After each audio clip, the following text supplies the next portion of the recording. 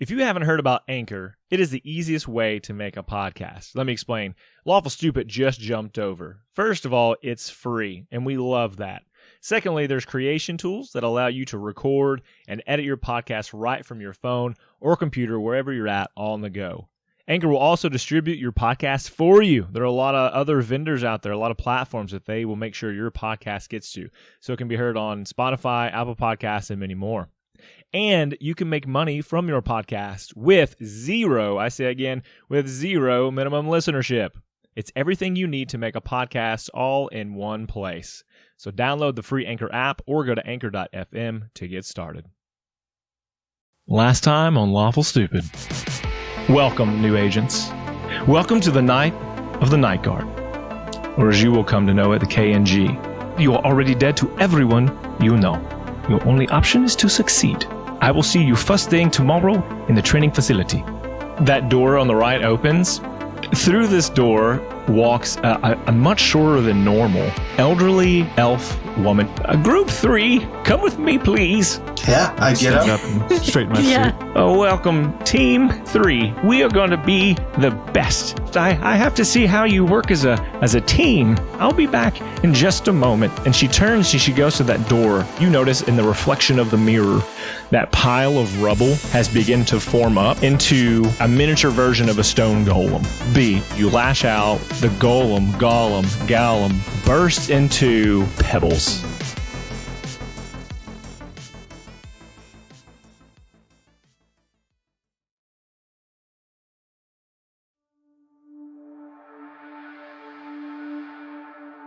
Congratulations, everyone. You've just put Rocky Balboulda 6 feet or so under. He's going back home. You send him back home to his family. You have passed the test. The room that you're in, this 40 by 40 square room. Yes. I would like to say that Lucian spends 15 seconds looking between a wounded William and the pile of rocks, and wounded William and the pile of rocks before running up and casting Cure Wounds on Rocky Balboulda. Well, let's go ahead and take the 15 seconds now and get...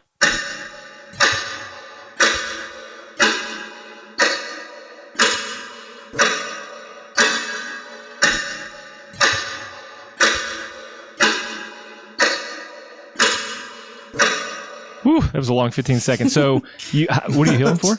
No, I'm kidding. I'm going to heal William. So he does not heal him. Great. The room you're in, because you rolled it. No, I'm going to heal William, though. Make up your mind. I said I'm going to heal William, not Rocky Balboulda. I don't care about Rocky. He gone. You can't get to him. He gone. He already fell in the hole. No. He fell. He went down. He failed his death We put him away. saves. We put him in the box that we're going to sell him in Patreon. That is going to be 7 points of healing. Oh, I feel real good. Thank you. Of course. You look like you're in pain. It didn't feel great. The room, as you are standing there, seems to put itself back together. That glass that shattered seems to almost like going in reverse in time and becomes a perfectly centered, well-maintained mirror. The floor in the middle, both of the, or all three of the levers, rather, all the ones you pull down, all go back to their up position. The hole in the floor is gone, and everything seems to be normal about this room once again. The lights fade down, it goes to black, and as they come back up, you'll notice the door opposite of the one you came in now reappears. The one that you came through is not there. And about that time, you see the door handle turn, and in walks this little old elf lady, and she's holding a plate of cookies that you had saw before. And she comes in, she shuts the door behind her, and she snaps her fingers, and this table appears right before her, and she sets the plate down. And she kind of folds her hands in front of her, and she looks up at all of you, and she has the most beaming smile. If anyone you ever loved in your life that approved of you, and you sought that approval, it almost feels like that from her. You feel like she's actually proud of you. And she says, "Congratulations, champions. I'm so proud of you and all that you've accomplished." And she turns and picks up that plate again, and she says, Miss B, would you please step forward? Miss B will step forward after tucking her daggers away back in her boots so she's not scary to this little old lady. And the lady says, forgive me. My name is Misery. And she kind of looks at you almost like if you should know the joke. And what do you guys do? What do you say? Do you do anything? Is it Miss Erie? No, it's Misery. Is it Ms. Erie? I learned what Ms. is today. Nope, it's just straight up Misery. It's not the thing that I said 3 cents. No, Ms. and Miss are different. Like MS. Like MRS versus MRS? Yeah. Yeah, well, I learned today that Ms. like is like when you're a versus widower. Miss Alina. MRS means you're married. Yeah. MS there's one means for, that you're single. But when you're a widower, it's Ms. Oh, I didn't know that. It's Miss, That's sad. Mrs., and Ms. You're really putting a damper on. Hold on a second. it's not widower. When you're a widower, married. it's Mister.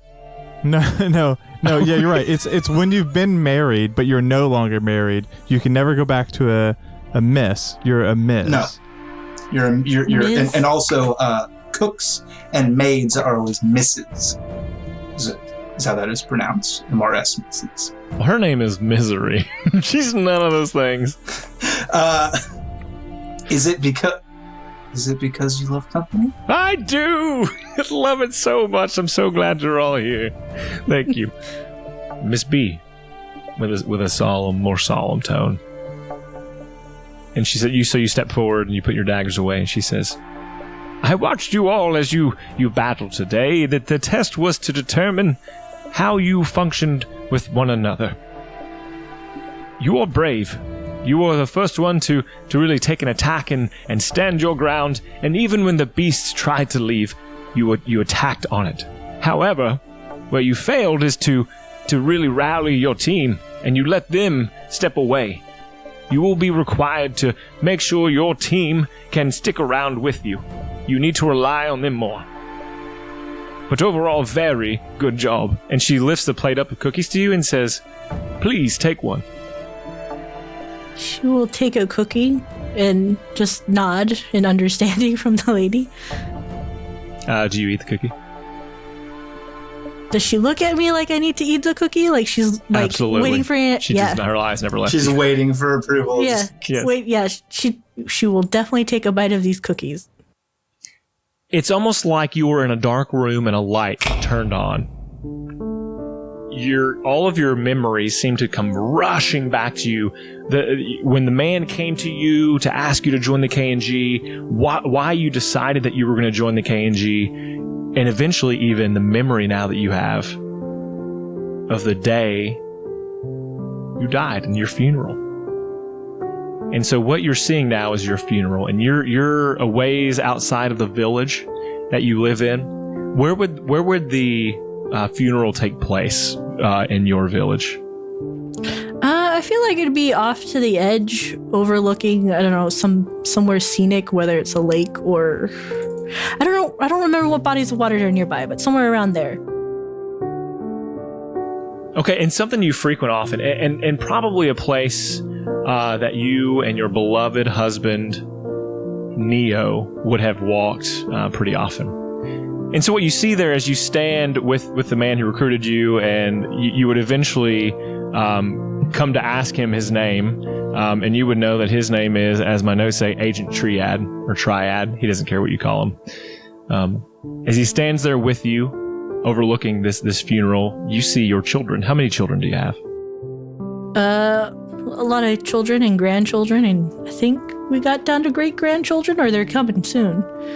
Coming soon to a family near you. So Yeah. yes, you have a large extended family. Mm-hmm. But you notice there are 2 grave plots. One has your name on it, and the other has your husband's name on it. And as your family stands around weeping for you, obviously it's very sad. You're saddened, but you're at peace because of the pain he was in the last few years that you were together. And And that's your funeral. Are there any ceremonies that they have, for the Twilights? For the Twilights, I feel like it always happened during Twilight when the event was held. Everyone dresses in like yellows instead of your traditional blacks, just so they kind of glow in the nighttime. And fireflies would spring about. And even though they're sad, they're still kind of like celebrating life. It's yeah, I'll leave it there. Okay. And so all of that comes back to you, and you're back in the space. You're back in this room, and Misery staring up at you. And she almost knowingly nods to you. She'll use her free hand and cover her mouth as like tears roll down. Just because, even though she's calm because of Neo, it still hurts. And Misery, she holds a plate with one hand and puts the other on your shoulder and says, "I know it's hard, dear. It gets easier." She steps back and she looks over to Lucian. Lucian, step forward, please. Yes. Lucian, you are selfless to a fault. Seeking first to aid your comrades in battle, immediately seeing that they were cared for, throwing no caution for yourself immediately. That will take you very far. But there will be times that you must make decisions and be bold for yourself. Remember that. And she holds up the plate to you to take a cookie as well.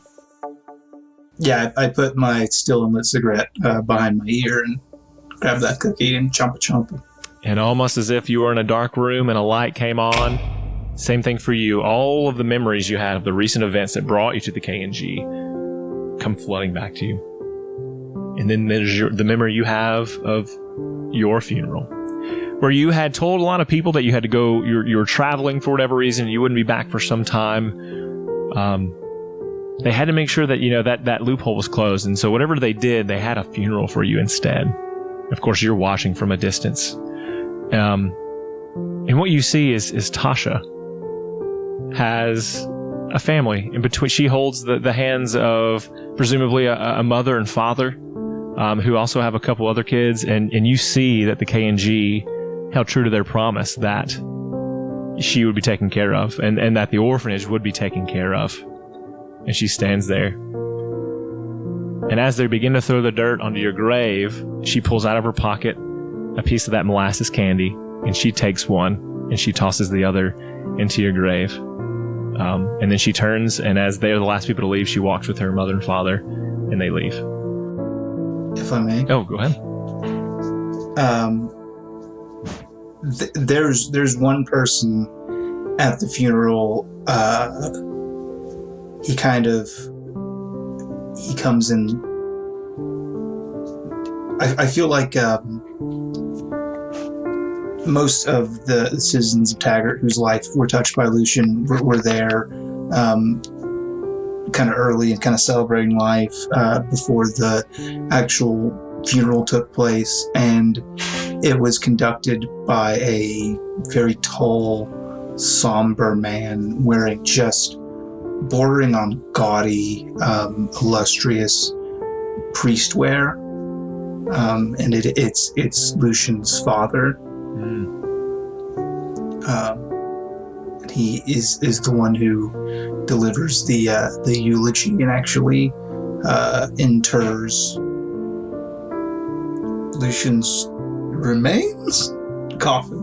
Yes, it's close coffin. Whatever they did, they made it seem legit to anyone. Yeah. Okay, excellent. So your father's there, delivers the eulogy.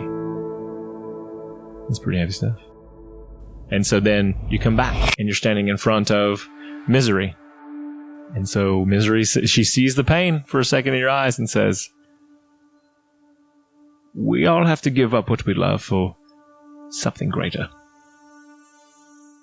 I didn't think you'd come. And she didn't say anything. She just shakes her head. And then finally, she looks over to William. She says, "Dear William, as if you know the drill to step forward. Real quick question. When these two ate the cookie, visibly, physically, did they change their demeanor in any way, shape, or form? They can choose that, but I would say that they were probably affected because they had forgotten sort of these things, especially the funeral. That one would have been extremely fresh for you guys. Maybe you had some hints of, I know I'm in an organization I don't know all about, but I know why I'm here. But the funeral would be fresh to you. So you guys both kind of look downtrodden?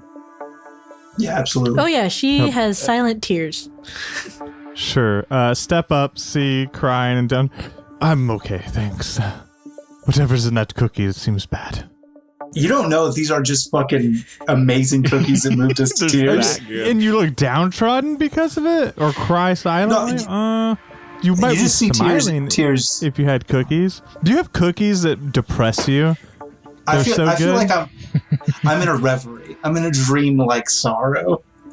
Maybe I'm weeping because I'll never taste anything this good again. This ruined your diet. You were like, oh man, I'd been bucking 2 months without sweets. Dang it. I'm out of ketosis. Oh no. She says, I suggest you eat it, dear. Sure. I eat the cookie. No, I want to spend 40 minutes arguing about why I shouldn't do it. Let's bring it on.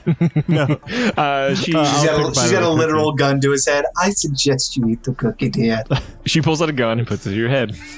I just don't do It's just filled with cookie dough. She just No. is going to inject it into you even faster. Perfect. I take a bite of the cookie. And as if you were in a dark room and had the light suddenly switched on, boom, memories come rushing back to you. You remember exactly why you joined the KNG, and you remember the interactions you had. You remember all the kind of the preparations you were making to get here, and then you remember the funeral. Yours is a little bit different because you didn't have a whole lot of people who you let in to your life. I agree. You can tell me. I don't know if you had. Yes. So I imagine William's funeral is actually large. However, nobody actually cares that it's William's funeral. Yes, I agree. It's an opportunity for other nobles and like politicians to show face, to do their dealings, all under the guise of this, well-respected noble, or not noble, courtiers, like, passing. But he's cremated, right? And he gets shoved on a shelf somewhere. Literally. But 100%, like, Leon Rosewood, who was his boss at the time, like, gives the only eulogy, like, he did a good job. I think Leon, in his speech during your thing, he not for a second does he believe you're actually dead. As he's talking, he uses verbiage that would suppose, like, if he's out there, it almost makes people think that he's speaking about the afterlife. But you're there in a place where he can't see you, but he's speaking as if he knows that you're there and still alive. And the last thing he'll do is, as he finishes, he pulls out. He's like, and everyone, I wanted to propose a toast at a funeral. If you'll look under your seats, you all have glasses of blackberry brandy. And so they do, and there is. And he pulls up a bottle, and he drinks from that bottle. Maybe you've shared in his office once before. It's already half empty. Sure. He drinks it, and then he pours the rest on your grave. To old friends. And everyone toasts. To old friends. Pours it on my urn. Yes. And I don't know if you want to add anything to that. Cool. No, I come out of this memory and go, what a waste of wonderful brandy. Two very different reactions to these cookies. And Misery, knowing that you all have gotten your memories back, says, follow me. We have a lot to talk about. And she'll lead you out that door. And as she leads you out that door, you're led into a bright hallway Everything seems pretty uniform here. All of the doors on the sides of the hallways as you walk down are basic brown doors. Each of them has like a light that's over it, so it almost, if it was a dark hallway, would still show a light over these doors. She takes you through a series of hallways, and as you begin the inner workings of this place, it almost seems maze-like at first. And she even says, I know it seems confusing, but we'll work it out, and you'll have this place down in no time. We've got gyms, we've got libraries, we've got laboratories, gardens, you name it, anything you need, we can make sure you have access to. There's even a lounge for KNG members. When you feel like you've been under a lot of weight, you can get yourself a drink, but don't drink too much. And she will lead you to a spot on a wall. And this door is unlike any of the other doors. It doesn't seem to have a handle. There's no handle, like, seem to wait to get in. But on the wall is a square box with, like, a light that seems to be like a horizontal line that's traveling up and down. Like a scanner is what it looks like. And she reaches into a pocket she has, and she pulls out these 3 size of playing cards, metal, like, discs. And they all have the same logo, which would be the KNG logo. I don't have that yet, to be determined. And she hands each of you one of those. And she says, these are specifically for you to enter the room. What you do is you scan your card, the door will open, and only you will be allowed in your room. No one else can come in unless they are level 5 or higher. And then she says, and anything you want in your room will show up in your room, and you can't break anything out, and you can't take anything extra in, but you will have all the comforts that you ever had before in this room. Let me show you. And so she scans her card, and as the door opens, it's like a barren room. There's nothing in it. As she steps through over the threshold, a lot of older style furniture appears. There's a table with like teacups and things set around. There's some music that begins to play, like a violin perhaps is playing itself, in the air. And then she steps back out and all of it disappears again. And so what I want to know is, each of you, as you scan and step in, let's learn a little bit about what your character would have in their room. Ladies first, B. You scan your card. What happens when you walk in? When she walks in, does she get to have, like, her queen-sized bed again? Or is it back to, like, a single twin kind of thing? Whatever you think. Like, tonight, you're like, I wish I had a big plushy bed. And then tomorrow, you're like, I wish I had a good, like, pallet. Like a bunch of soft blankets to lay on the ground. That's what happens. Whatever you want, that's what happens. Okay, cool. I guess when she steps in the room and, like, starts imagining things for inside the room, it'll be like the big queen-sized bed for her, and like the sheets and comforters will be in like soft purples, all different sorts of shades. Woods would be like all dark woods. Would be like a dresser, and I guess the wardrobe for the dresses, and soft like semi lamps around the room, as well as like almost fairy lights around the top. Okay. Nice, beautiful, very elegant room. Mm-hmm. Okay.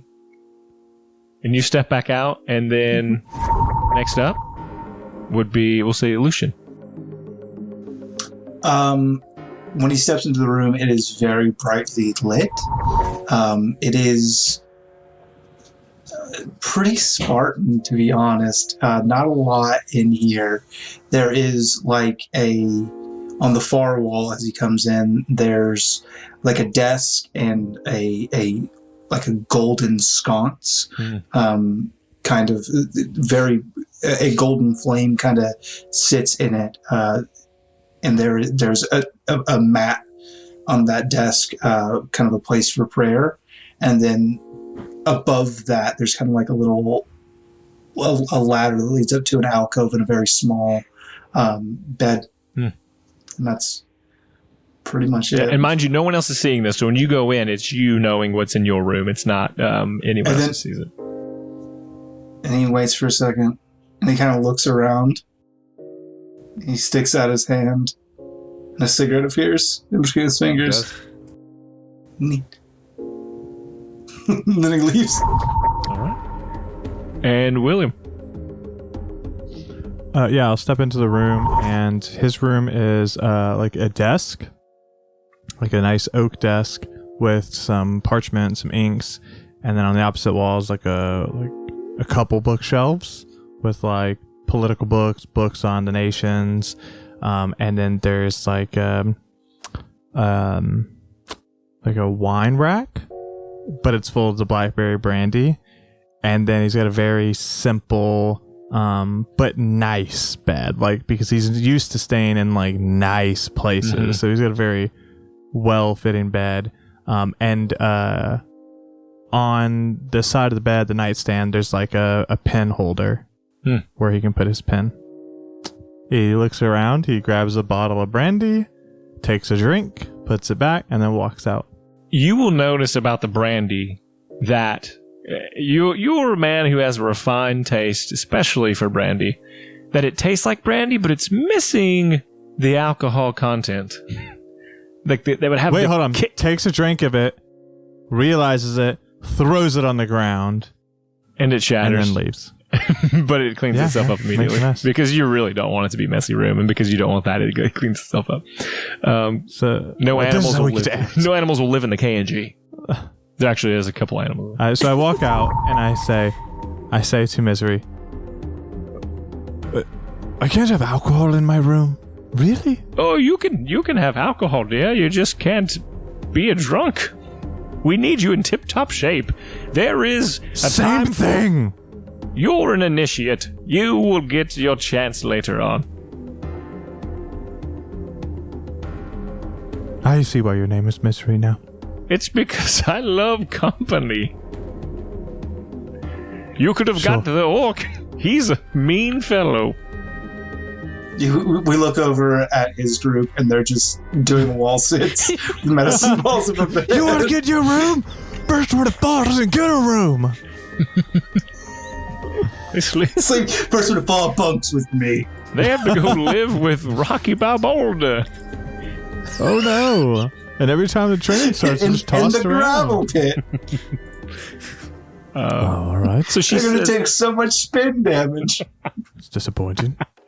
She then takes you from there, and she proceeds to give you a tour. And after she gives you a brief tour, and like I said, so there's a library. You see a library, and you see as you walk in this place, it's like 5 different levels or 6 different levels you could go up. There is a shop and garage. People are working on various machinery, different tools and things. There's a laboratory, and a lot of this you're just seeing from the outside. You're able to go in yet. She's just giving you a brief tour. It takes you to the Chow Hall. You see a few soldiers, obviously different ranks there that are eating. There are some stables, so they've got some horses and some other feed things we'll talk about later. And then there's like a pool, or almost like an underground lake area, just for kind of some recreational stuff. A grotto, if you will. Yeah, that's good. And she says, feel free to spend the rest of the day how you will. Your key cards to your room will give you access to places if you are allowed. You're only level 1, and it may not get you everywhere, but enough to have some fun and relax. I'll come get you tomorrow morning for the briefing for your first mission as a team. And she proceeds to leave you and go off, obviously, somewhere into this maze, who knows where. Thanks, Ministry. You're welcome.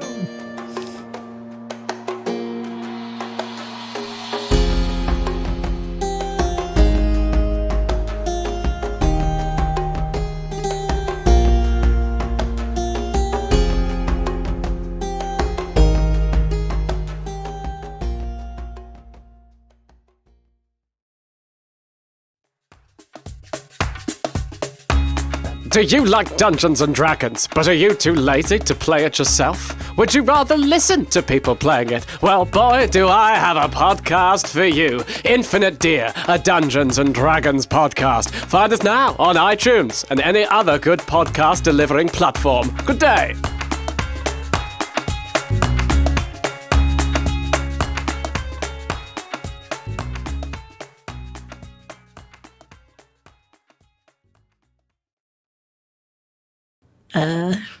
So Miss B looks at the other two and then looks about, kind of nervously because it's a very large place. So, should we go on our separate ways, or because we're working together, should we spend the time together? Makes sense to get to know each other. What he said. As you say that, you kind of hear some music start up lightly to your if you're you just hear music. They want us to dance. It's only in your heads. The orc's playing it to make his people wall sit more. Oh no. He's a bard. He's a orc bard. Still worse. That's his inspiration. Sure, what would you like to know, I suppose, is the question. Well, it's not like an interview. Could be. That would make me pretty nervous. Noted. Doesn't do well on tests. Oh no!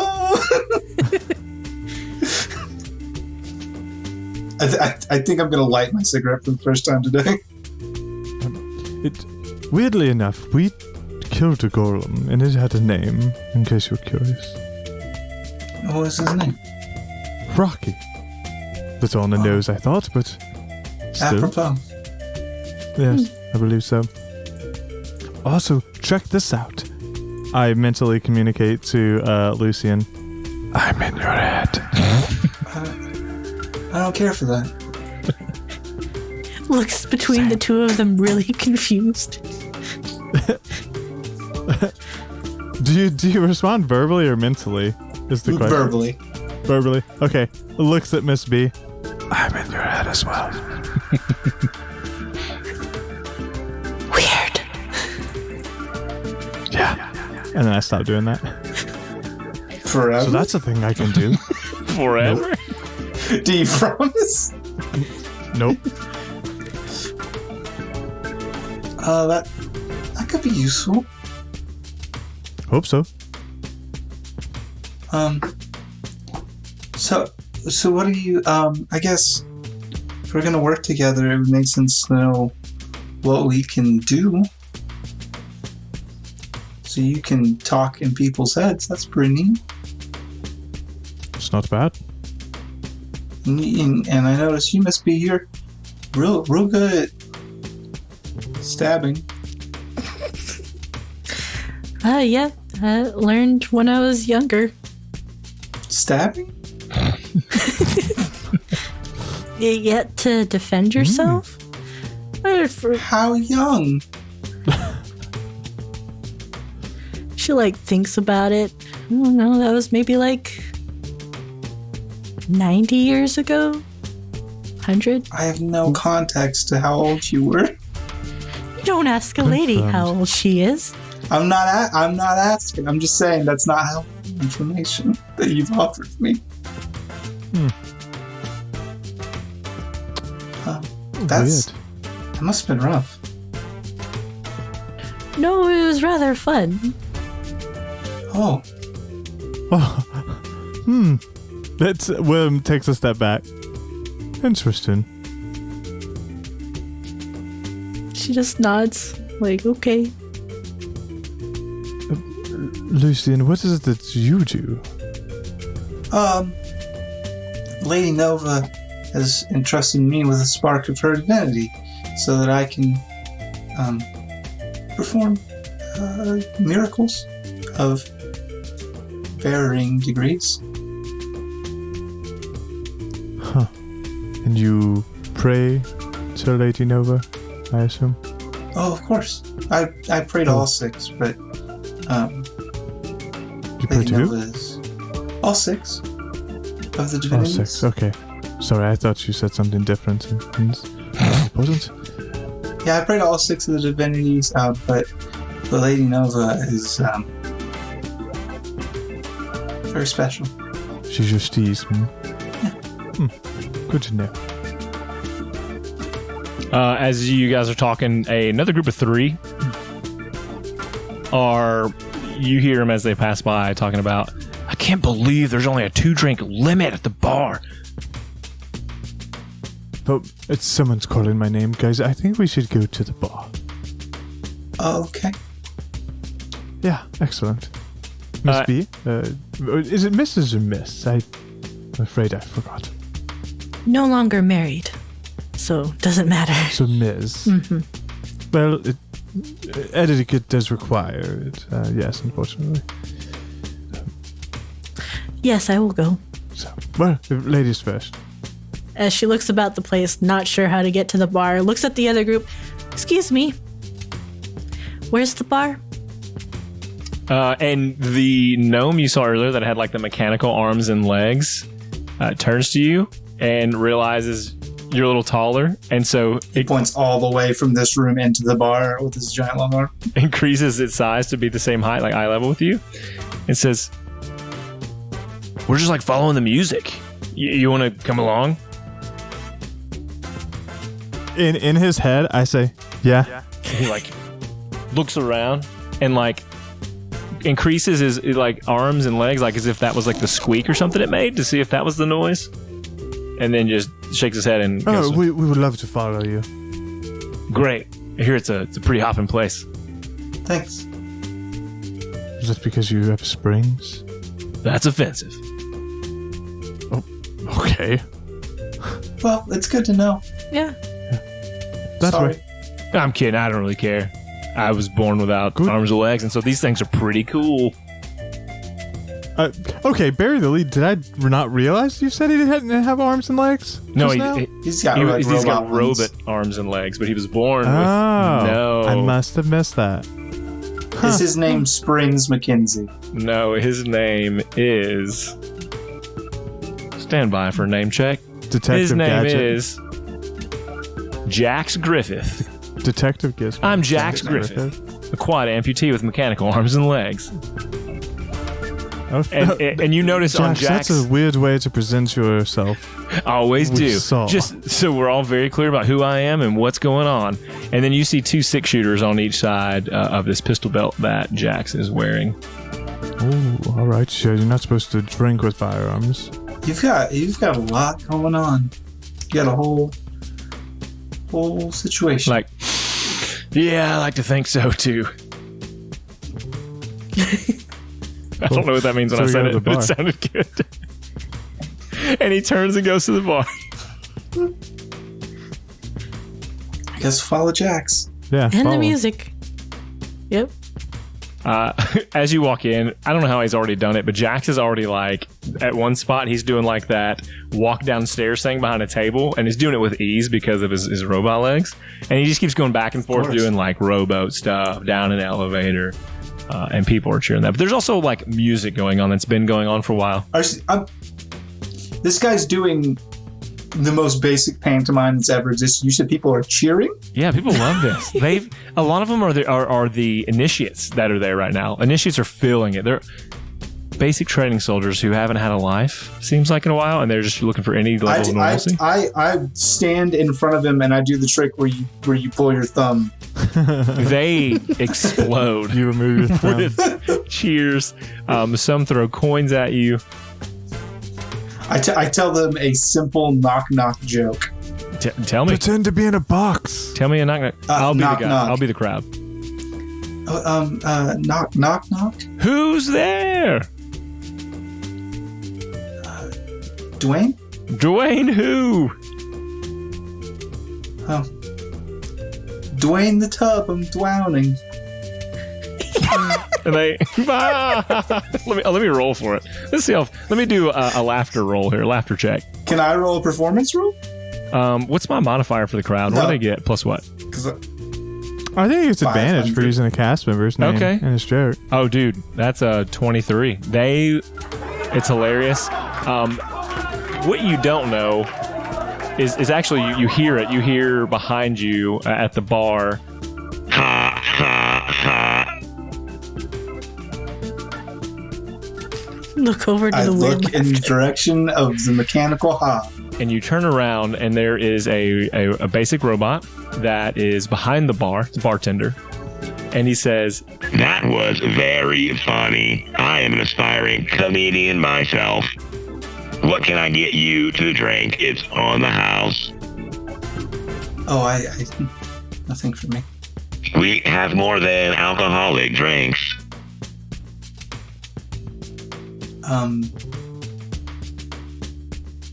Strawberry smoothie.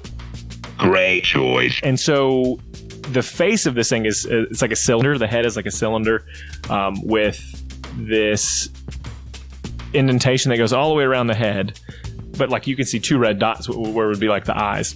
So as his body turns, Oh, so it's Alfalfa from Power Rangers.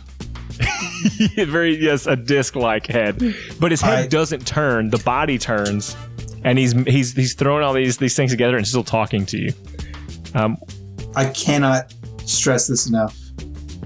His name is Alpha. Did you say Alfonso? Alpha. That's right. Alpha. I said Alfalfa. Yeah, he's got like a metal hair piece that sticks straight up, and he cannot get it down. Never can. He says, "Aye, aye, aye." That's right.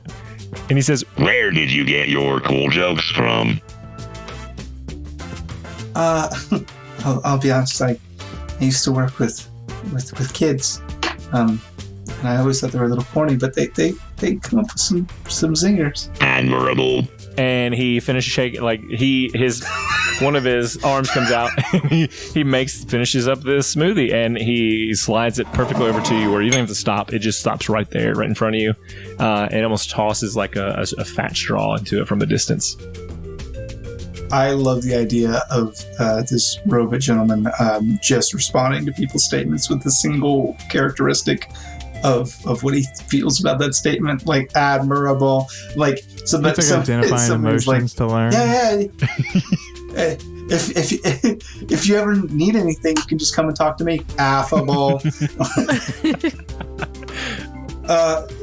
Yeah, I love to beat old ladies. It's like deplorable. What is your name? I'm Lucian. I'm Groovy 176.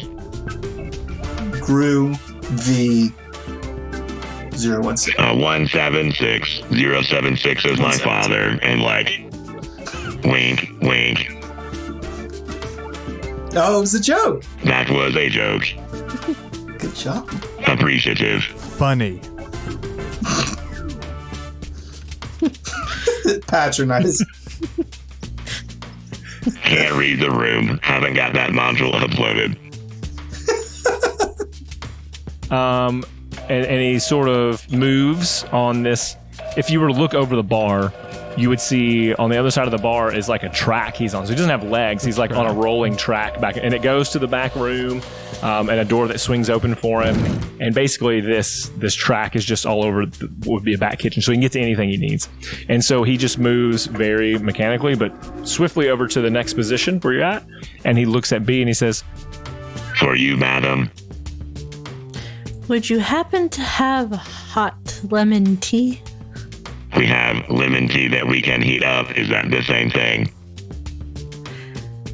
No, get the fuck out. She sighs.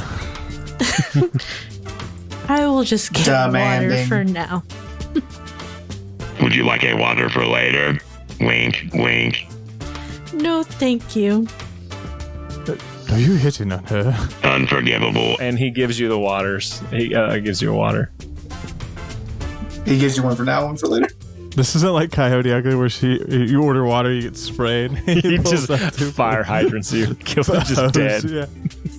Smashed into the wall. A broken shell of your former self. You limp away from the incident. You'll never be the same. And for you, sir. I'll have a blackberry brandy, please. It will be limited in alcohol content. Is that okay today, sir?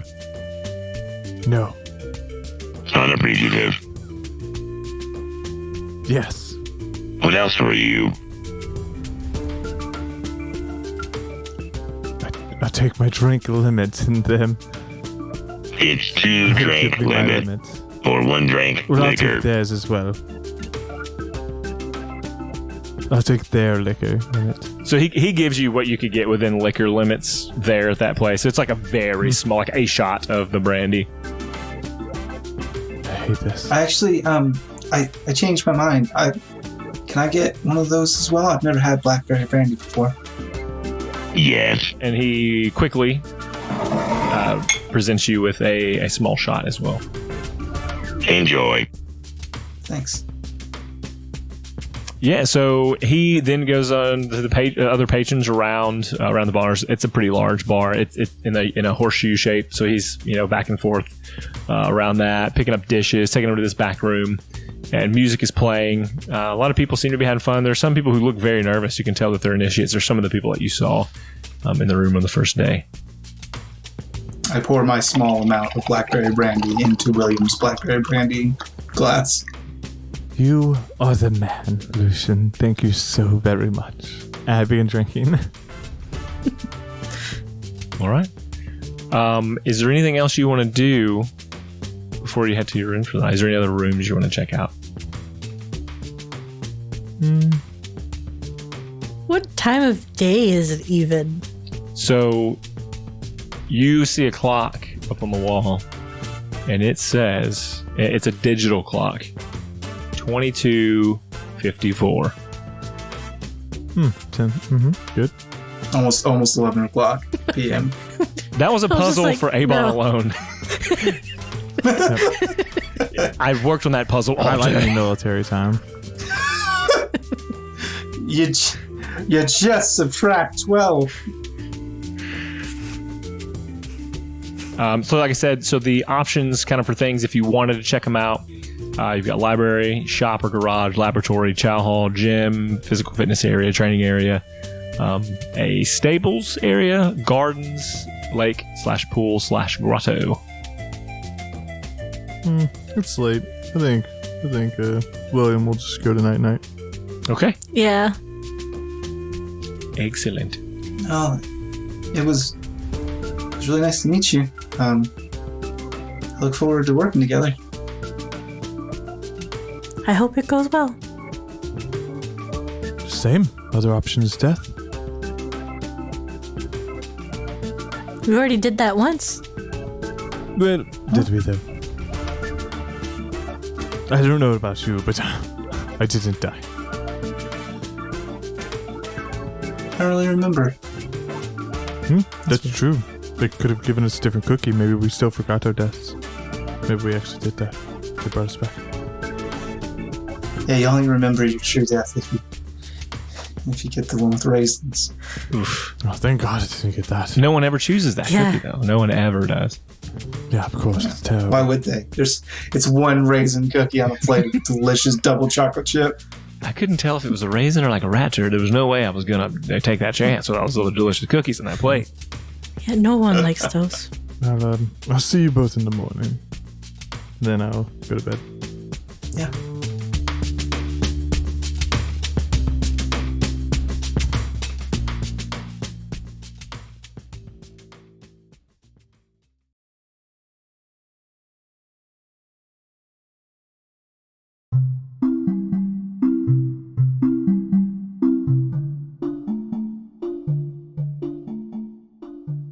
One thing we love at Lawful Stupid, among the other things we love at Lawful Stupid, is spreading the word about your business.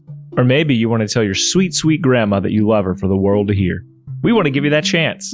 If you're a business and want to get your services on the air, or just want to tell a loved one a personal message, head on over to lawfulstupid.org/message in a bottle. There you can take around 250 words to say what you want. Business ads are $20, personal ads are $10. Tell the world what you have to hear with Lawful Stupid's Message in a Bottle.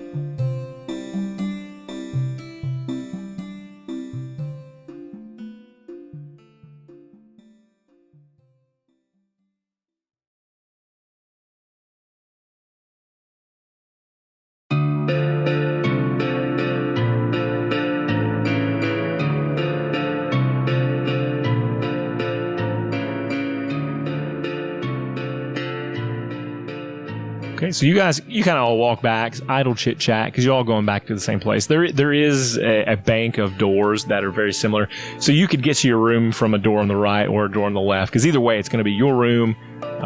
Everyone goes to the same door, but for whatever reason, that's just your room and you're occupied. So when you scan in, it knows it's you, and you're able to go in your room. So you guys go to your rooms, and you feel as at home as you can, knowing that you've been pulled away from your loved ones, and it's maybe if you've ever been in a position when you're like you're alone at night, alone with your thoughts, maybe that's the best place to be. Maybe that's the worst place to be. But as you lay there and you think about what the day might have in store for you, what your life might look like from now on, and as you do, you drift off to sleep, wherever that is for you. I don't know if that's reading a book. Dwayne, yes. It is imperative to know that when William gets into his room, he pulls out his pen, puts it in his holder, and discusses today's events with Eshi. We can role play that if you want. Nope, we don't need to, but that is just cool. He just goes over it with her. Okay.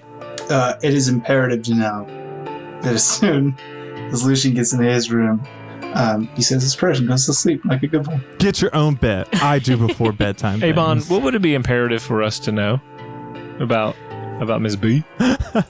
Ms. B? Yeah, she'll go right into Recites bed. all of her children's names. She recites them alphabetically. No, thank you.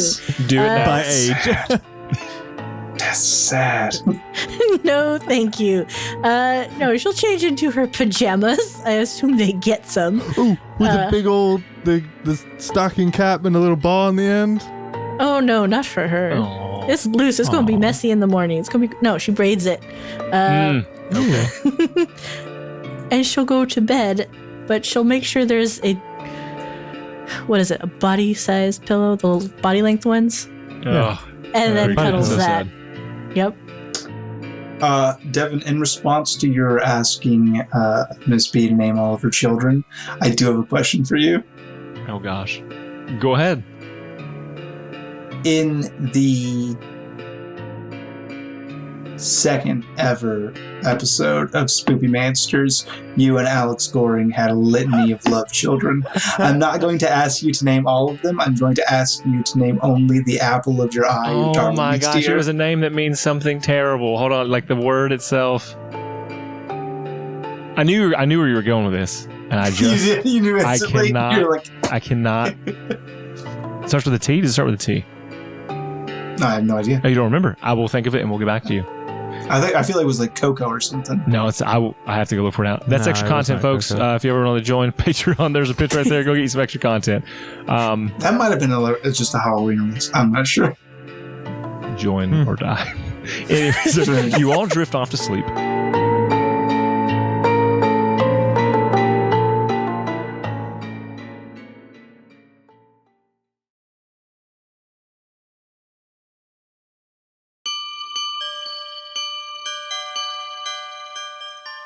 You are awoken pleasantly in the morning by the voice from like an intercom, whatever it might be, some magical device of Misery saying, "Arise, it is time for you to get ready for your briefing this morning."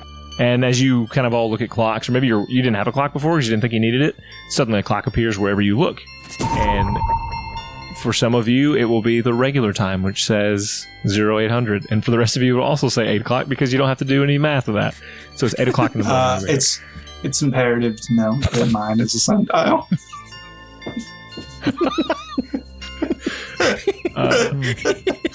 You're underground because it's like a clock. It's like a clock, but light based. So we welcome world. I'm really digging this theme you got going on here. Just a very light based. So you get ready, and you are taken into what appears to be the exact same briefing room that you were in just yesterday.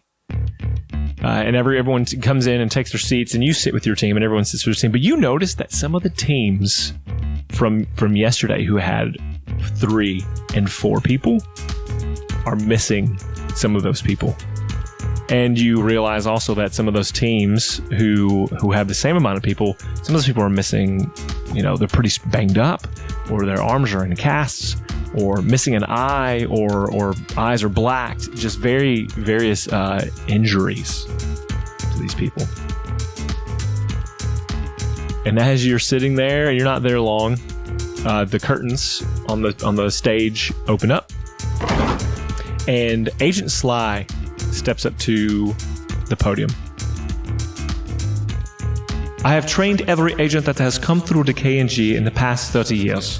They do not go to the field unless I sign off on their training, and when it is complete and it is successful. But there are times that we must bend to fit our circumstances." And she holds up an envelope And then that one that appears to be one, she fans into 4 or 5. You are all going on the mission early. Your training will be in the field. And so to her right, as if on cue, a small square opening recedes back from the stage, and you see something beginning to rise up out of the platform, the stage, and it looks like one of those old, what do you call them? The fortune-telling machines, like with the old guy in it, and he would Oh yeah. I forget what they're called. It's just like an old fortune-telling. Zoltar. Zanza Yes. machines? Zoltar. Yes, it still looks very much like that. It's like purple. It's got all of this elaborate gold writing, and it looks like very bad writing on the machine itself. And she says, "Before you go, you will consult the knowledge," motioning to this machine. "Each member of your team will receive some piece of information about the mission. Some of it is useful, some of it is not. You can hardly know which is which until the mission is over.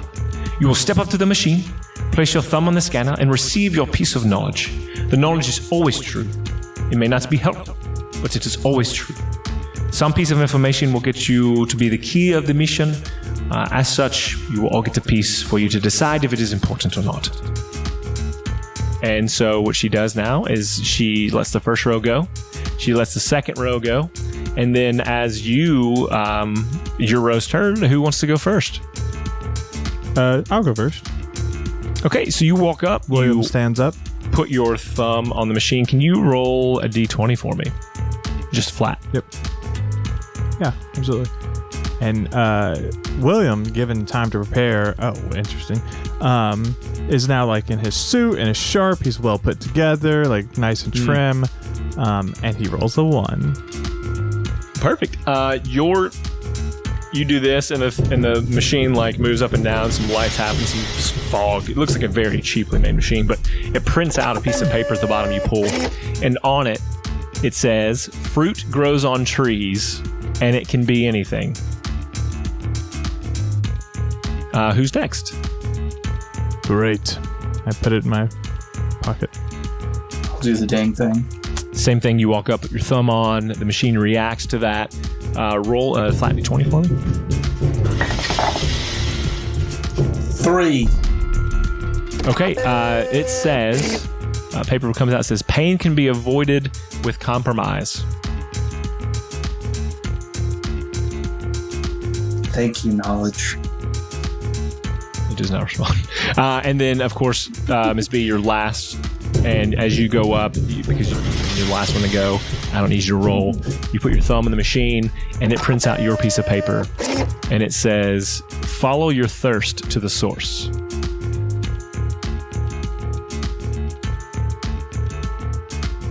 Weird. And she will go back to the other 2. Excellent. And so the rest of the class, we'll call them the class, this class, goes through and they get their clues as well, get their knowledge. That's what we're calling it. And as they finish, Agent Sly gets back on stage and she says, "First things first, you must go through and get some items from the weaponry.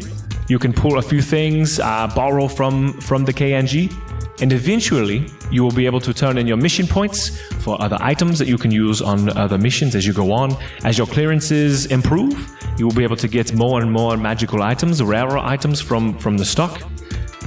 But until then, you must rely on each other and some basic items in order to succeed in your missions.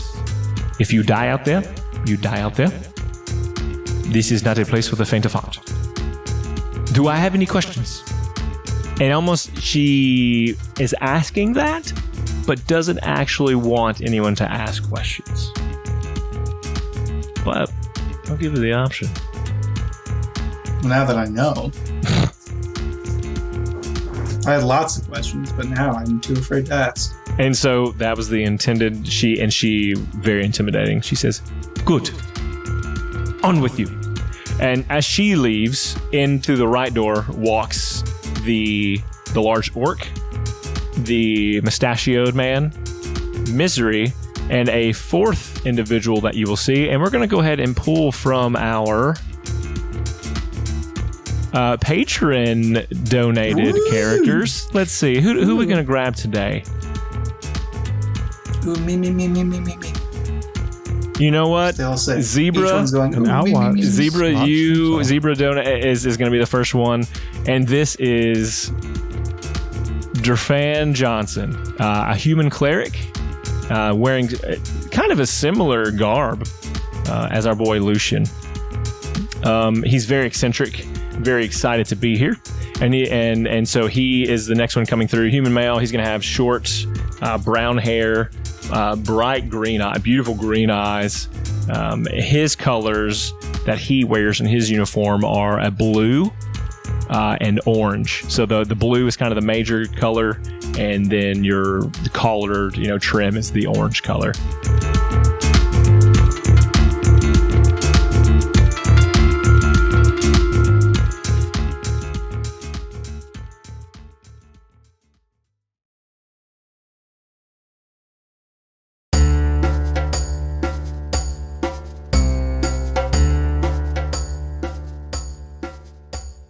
Yeah, so you have 4 groups. And so Misery will take you into, and this is going to be the last thing we do for this episode. Misery's going to take you into the armory. And she says, all right, you get to pick, I say you pick, but it really picks you. Items of old, some artifacts we found from the old times before the blossoming, and will help you in your endeavors. So go ahead and take a look around and see what calls out to you. And as you do that, you walk into this room, and it is a pretty large room. It's by all means the most cleaned, the most well-stocked armor you've ever seen. There are daggers, there are magical items, there are musical instruments, there are just potion bottles, any number of things you could ever want. And so what we'll do is, you guys have all given me magical items, and so what we'll do is we'll start off with Miss B. So, Ms. B, as you walk around, what is it that you see that calls out to you? I feel like she's taking her time, like walking around, like one step at a time, each little click of the heel going along.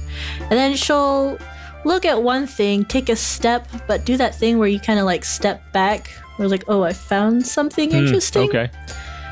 She does a lean back, turn, and look. She found a couple daggers. And I guess they look more like a set rather than each on their own. One's kind of glittery silver with the blade, while the other one's glittery gold.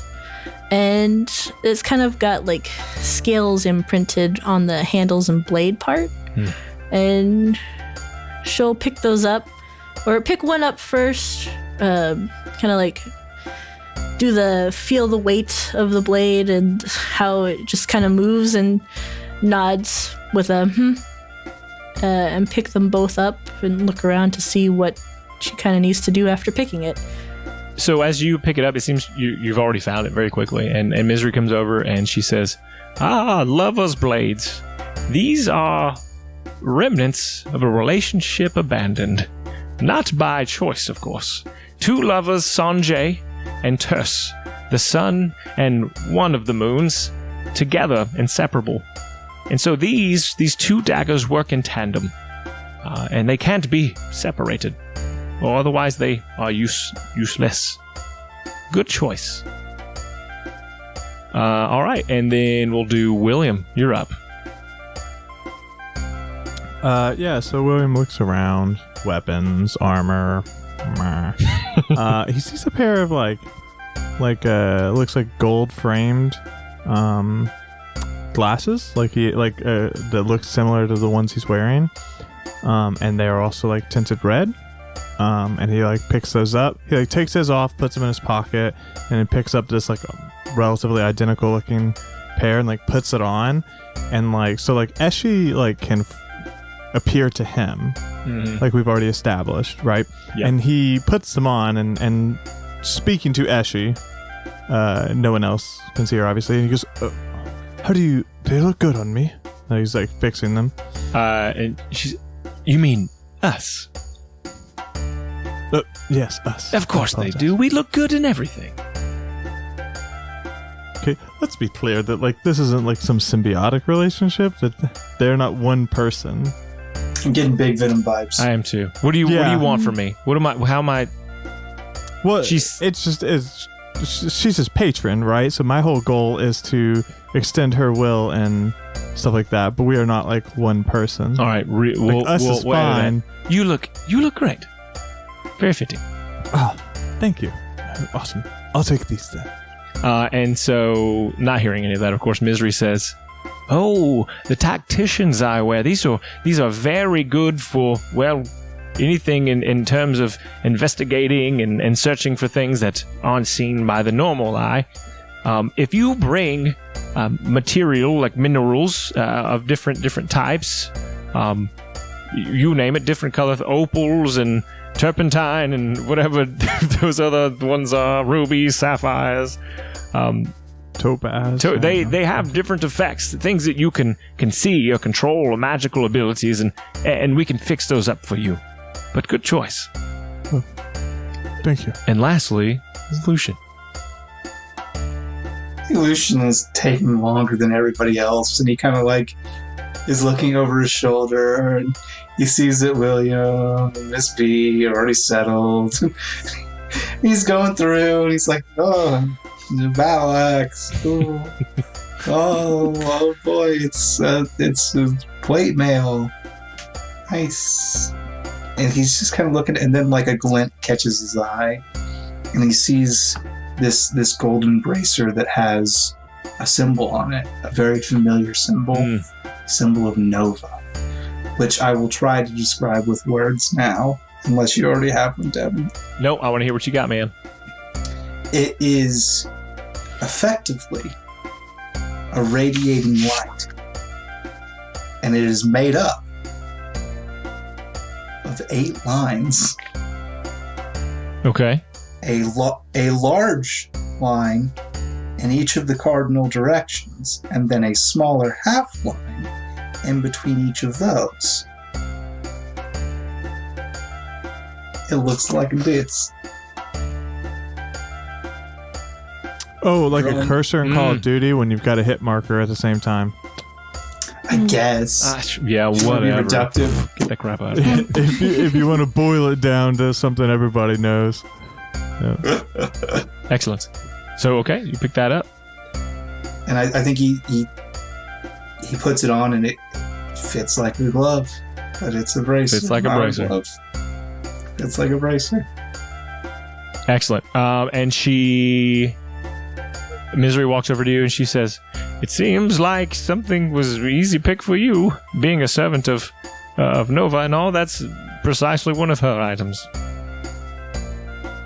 This one is called the..." And she kind of looks at it, turns it over. It's got some markings at the top. I have a picture that I drew up very roughly, but it's got some markings on it. And she says, "Oh, one of the Immortal 6 braces.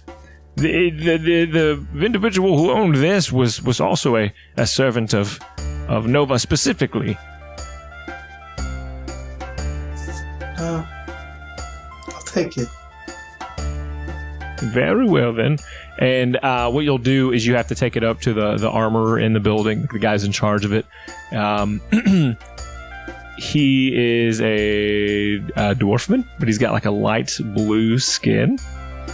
And he says, "All right, let me see what you've got there."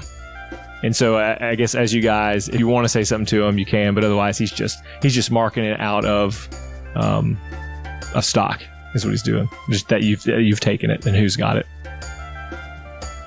Thank you. And then he looks to William and says, "Hey lad, if you find any other precious stones, bring them to me and I'll make sure to get you something special. But also bring some coin." Of course. All right. Everyone's seated back in the room. And Agent Sly comes back out and she says, "All right, everyone, you get 3 potions apiece, a few days' rations, because your mission should not take more than a week. And you have to find your way back. You get to use the drop zones. We will transport you close to the mission, but you must find your own way back. As you become a level 2, 3, 4, 5 agent, you will be given train tickets. You will be given other means of getting back. But we want to test and see if you are able to find your own way back. How responsible are you? How reliable are you as agents?" some people do not make it back. No, that is a fact. But I think you will be okay, and if not, you will die. And then we will know who is the strongest. As you go through the door on the right, it goes into a normal room again, very much like the one you fought the golem in. And Misery, she says, Misery says, I packed you a little something, and it's some more chocolate chip cookies in bags, very tightly sealed. And she says, Are these going to do the same thing as the last one? No, these are just delicious, and they give you a plus 2 HP for each one you eat. You each have 3. Something I hope will help you in the future. Please come back and see me again. And she opens the door. And you can have one final thing to say if you want. Sorry about that. And so she opens the door, and you see out for the first time in maybe a few days. I don't know, what your memory is muddled, how long you've actually been there. But you've kind of forgot what the smell of like fresh air is, and like almost what the sky even looked like. But as she opens the door, there are these gigantic mountains that you're in. The sky is clear, blue. Some birds fly over, and the wind blows through your hair, and it feels wonderful. It's warm. It's a pretty warm, like cool, warm, that perfect temperature, like 70 degrees, 68 degrees. And she says, "Any last words?" I would love to see you again. And then I guess we step out. We'll come back. We wouldn't want to leave you bereft of company. And William, too cool for school, but he just puts his sunglasses on, those glasses. Walks. Oh, first of all, they never came off, my boy. They've been on. He takes them off to put them back. He puts his other pair of sunglasses on top of the sunglasses. I look at her. She looks at me expectantly, and I step up. And she closes the door, and she sends up a little prayer to Nova, and that's where we'll end the episode. Dude, we just go skydiving? Is that what I just tried? No.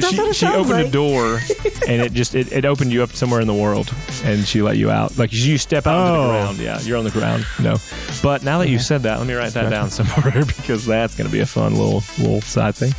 I just thought that'd be cool as shit. It's like, you're tossed out and you slow fall to your spot. That's cool. It's cool. Oh, you're also all level 2 now. So go ahead and mark that on your sheets. Woo! All right. Hell yeah. Level up. Go ahead, Shane. Hit him up with that roll for humanity. Hey, everybody. It's me, your boy. It's Black History Month, so we're going to donate to our charity, Thurgood Marshall College Fund. Thurgood Marshall College Fund is the nation's largest organization exclusively representing the Black college community. They have member schools, including public supported historically Black colleges and universities, predominantly Black institutions. All donations allow Thurgood Marshall College Fund to continue expanding and innovating their programs to make a significant difference in transforming students' life. Awesome. Love it, man. Love it. What are we rolling? 14! All right, gonna put that on the sheet. Great. 14. That's one better than last time. I'm only gonna get higher. Speaking of getting higher, you can. I'm doing better than yesterday. You can vote for Speaking your team members. So you can go to store.lawfulstupid.org and you can get these stickers for your individual characters. So we have Team Lucian, Team Miss B, and Team William. And whoever gets the most purchases, whoever sells the most stickers, their character will get advantage. So, but you gotta act now. You gotta act fast, right? This is an infomercial. Because this stops at the end of February. So quickly go buy all the William stickers you can possibly purchase. And then move on. It's gonna be great. I'm gonna need that. So this is really interesting. I've got the statistics up now. At the time of recording, these stickers do not technically exist, but I've got future statistics, and it looks like Miss B has a commanding lead to a point that makes Team William and Team Lucian kind of look like idiots. So if you guys could go out there and just try to level the playing field for 1 second, so we can lose gracefully, I would appreciate it. Ooh, and if all three tie equally, then basically all three of us get advantage. So just keep purchasing and communicate with friends. Just balance it out. Sore losers. If all three tie perfectly, we do fuse into one creature. Oh. I will draw that fusion. I will make it happen. I'm curious. And Honey, how much money can I spend on stickers before our kids go hungry? Wait. Okay. I'll say it now. If all three characters tie perfectly at the end of February at the number 69, if there are 69 stickers of each sold perfectly, then there will be a special limited edition run pin, enamel pin, that is the fusion of all three characters drawn by Avon. It will be a enamel pin available for purchase only by those who purchase stickers. Exclusive. Talking about Make it happen, fam. Why don't you join our Patreon and get some neat content that we hide away behind some stuff. For $1, you get to hang out with our members-only club and talk about all the things. You'll be one of us, basically. So see us at patreon.lawfulstupid.org. It'll bring you right to it. Love it. Thanks for listening, everybody. Hope you enjoyed that episode. And until next time, we love you. Bye. Bye.